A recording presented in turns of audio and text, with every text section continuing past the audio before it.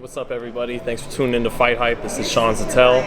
You guys probably heard a lot of my interviews here on Fighthype, and I'm happy to be joined with Big Lance with the big dogs. He's letting me sit next to him for this one, so let's see if I hold my own. But thank you so much, Sean. No, it's great. It's great to be here. I was a very entertaining news conference today between Tyson Fury and Deontay Wilder.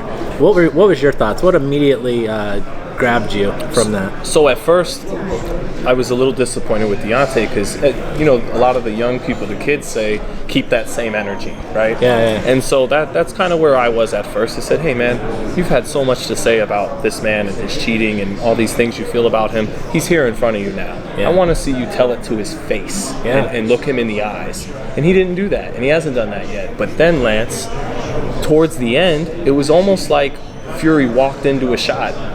He tried to get under his skin and rattle him and punk him by saying, hey, if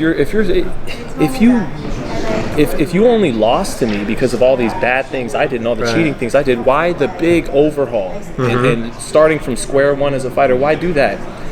And it kind of backfired on him because Wilder turned the question on him, and I thought it was silly because I think all Fury needed to say was, well, I got a different trainer for the second fight because I got a draw the first time and I wanted to get a win, and it worked. But instead what happened was he got very irritated, and he started talking a lot, but you couldn't hear what he was saying, and Deontay very composed, sitting there, and you could clearly hear every word he's saying. And when the presser ended, Deontay seemed composed, and Fury seemed irritated. And maybe there's something to what Deontay was saying about nervous energy, because he certainly was pacing around today. Yeah, so, I mean, it's funny that you say it that way. And look, I mean, to go back to that point, you're absolutely right. Because we know, look at the history of Deontay Wilder. I mean, you can talk about Povetkin and some other situations that he's had where his opponents have cheated. So he has been scarred by cheating in this game. Right. Now, I think that, I don't know how you feel, because we've never even really talked about this. I look at it as a reporter, and what I saw from the second fight between Fury and Wilder, cheating is the last thing that I think of.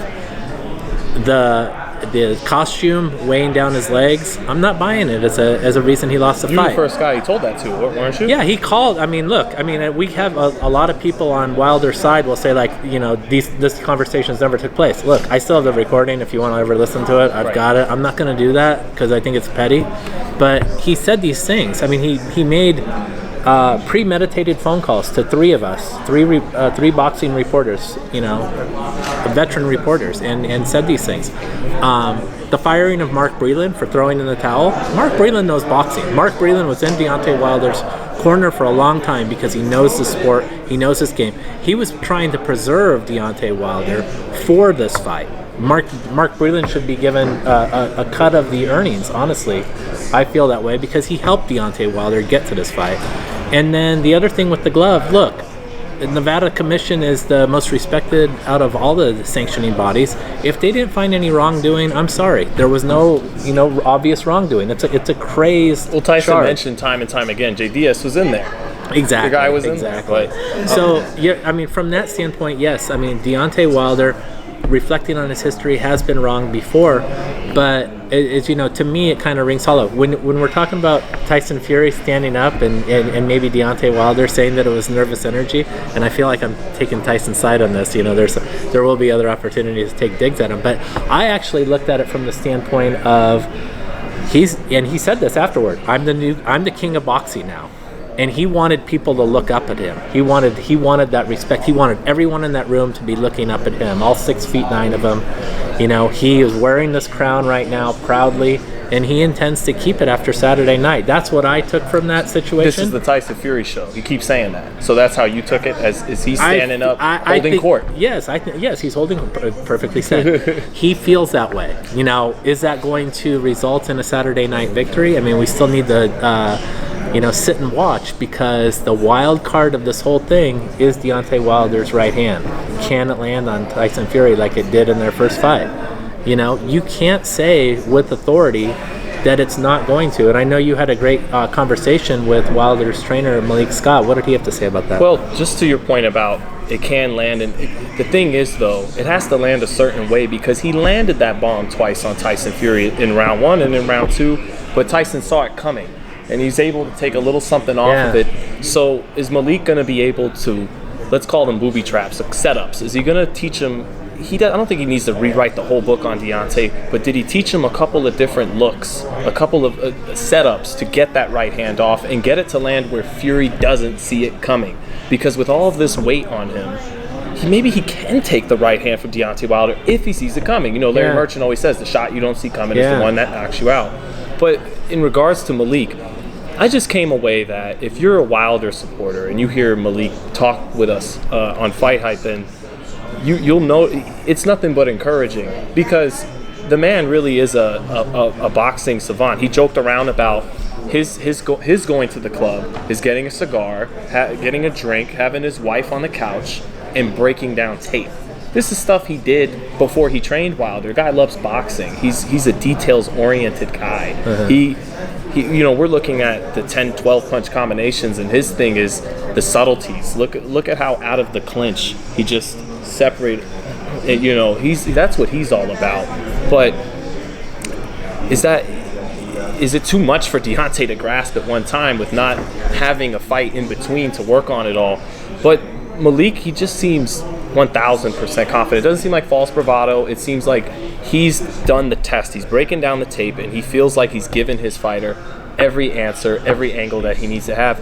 And he wants Tyson Fury to come forward again. He feels like if Tyson Fury comes forward like he did last time, he can walk him into a right hand for Deontay Wilder. And also, he feels that if you see Fury, because Fury's let it be known he's coming forward in this fight just like he did last time.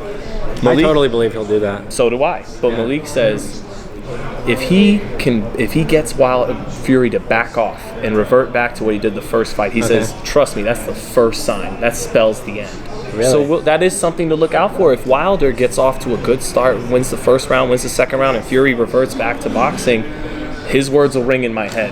Yeah. So I think my concerns on the Deontay Wilder and Malik Scott union are, you know, and Tyson Fury was very quick to skewer. We've got that. You can also watch that on Fighthype, to skewer Malik Scott and say basically, Deontay Wilder, you knocked this guy out in the first round. How are you now taking lessons from him? And is Malik Scott just like an appreciative assistant, you know, like just happy to be in this role, or really does he really have the wisdom that can allow former heavyweight champion but will he crack the whip? Can he do that? Is Wilder just want to hear what he wants to hear, or is he truly absorbing, you know, what he needs to absorb after a very one-sided fight in February 2020? That's the ultimate question that kind of lingers in my mind right now as we head into this fight. Do we think that Deontay Wilder has done that work? I mean, we don't know because he hasn't done a lot of talking to us. We haven't been in that gym to see a lot of stuff, so we don't really. It's such a mystery. It's so hard to predict this fight when you know. If me and Lance were in the gym and got to see him spar in Tuscaloosa, we'd have a lot more, you know, solid ground to tell you on. But we're like everybody else. No one knows, and that makes the fight exciting on Saturday night. This fight has a level of unpredictability that a lot of fights don't have that we cover. But a quick rebuttal to what Tyson keeps. He knocked you out in one round. How can you, Lance? Did Angelo Dundee fight professionally? Did Custy Amato fight professionally? Did Emmanuel Stewart fight professionally? Yeah. So that narrative is so easily debunked. He wasn't a heavyweight champion. You beat him in one round, so he can't possibly be this boxing savant.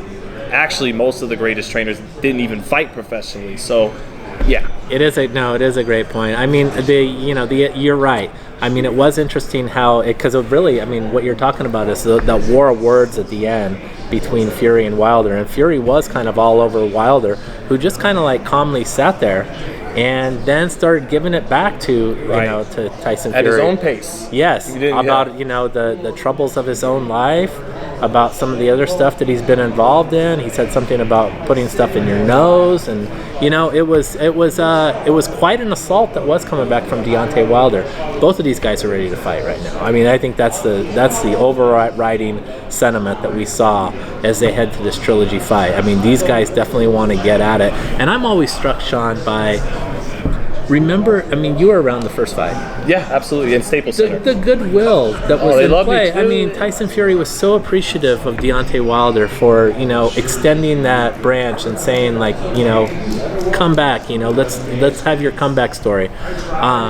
Deontay Wilder finally had a major opponent that he had on his resume, you know, that was so significant. And these guys were so appreciative of each other. You know, they even fought to a draw. I mean, it was like it was perfect. They saw each other in each other. You like to fight, and you're a shit talker, but you have a good heart at the end of the day. And exactly. There was like a silent agreement that it wasn't an agreement like we're just going to talk to promote the fight, but there was an agreement of this is war. You're going to talk as confidently as possible, and I'm going to do it as possible. But when the bell's done, we got a lot of respect for each other, maybe even some love for each other. You know, that's gone. It is.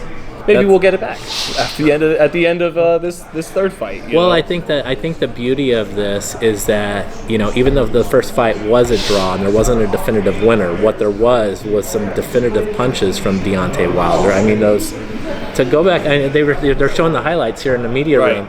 To go back and watch that knockdown punch in the 12th round, which, you know, you can make the case should have been a knockout punch, was hellacious, and it really was the defining moment of that bout, as was in the second bout Tyson Fury's aggressiveness and ability to just land those, you know, vicious shots to the head and body of Deontay Wilder and to knock him down and out. So, you know, as we head to this third fight, both of these guys have had their moments, and I'm really looking forward to seeing what kind of moments transpire in this third fight, because again, I think the stakes are so high. When you consider that now Anthony Joshua has lost, this fight truly is, you know, there for the winner. That actually elevated this fight. The winner, Joshua losing. Yeah, the winner claims he's the king of boxing. Don't you think? I mean, the winner is the king of the heavyweight division, which is the king of boxing. Absolutely, and it's what's great about this fight is you can see so many scenarios. I can see Fury coming out, and he's correct about Wilder. Despite the bravado, he's a shell. And he was mentally broke. I could see that. And he runs over him like an 18-wheeler. I could see Fury coming out aggressive and getting knocked out. I can see Wilder improved on his boxing. And we get like Kelly Pavlik versus Jermaine Taylor, too. So I see so much. And maybe to close, what I'm really looking forward to now is the weigh-in, because Fury's body was the best it really had looked in that second fight. You know, no gut. It was flat, and his chest was strong. And I asked him point blank, not to interrupt you. No. I asked him point blank in that session, you know, look, you're coming back from COVID. You've had to, deal with this very harrowing battle that his health scare that his infant daughter had to survive. You know, what has it taken out of you? But he said, it hasn't affected me. I'm ready to fight. I'm fit and ready to fight, were his exact words. Hasn't affected him, but it affected him enough to bring it up a few times. Yes. You know, and maybe you don't make the excuse after the fight, but they've been made before the fight, if any. I don't think Fury is going to have any excuses. I still pick him to win this fight, but it's affected him enough that we've heard about it a couple times now. Before we see these guys on the scale Friday, at this point, what is your exact prediction?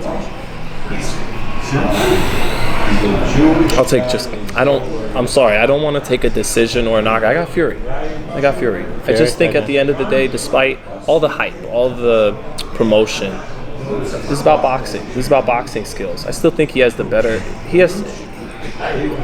Usyk has some beautiful feints a couple weeks ago. Fury might have the best feints in boxing. Just that. Yes, exactly. And that's it. Little stuff like that. You know, all the power and putting on more weight. Malik Scott and Sugar Hill. I just think he's got better skills. He's got a better feints, better jab, more educated jab. I'll take the boxer over the puncher, you know? Look, in light of everything that we've endured with these COVID-19 cancellations and, you know, so many of these influencer and legend fights that have really kind of like tugged us away from real boxing, I'm hoping that we get the kind of fight that we are. You know, that where Wilder knocks down Fury, where Fury rallies and shows his boxing, and may the best man win. I believe this fight will break through to the mainstream. It will, regardless of what happens. I know this fight will be exciting enough that Monday, the sports world will still be buzzing, not just the boxing world. This fight will go to the mainstream. I truly believe that. That's what heavyweight boxing is supposed to be about. It's supposed to stop everyone in their tracks and say, look, there's a major fight tonight on Saturday night. Let's sit down and watch it. Tune in.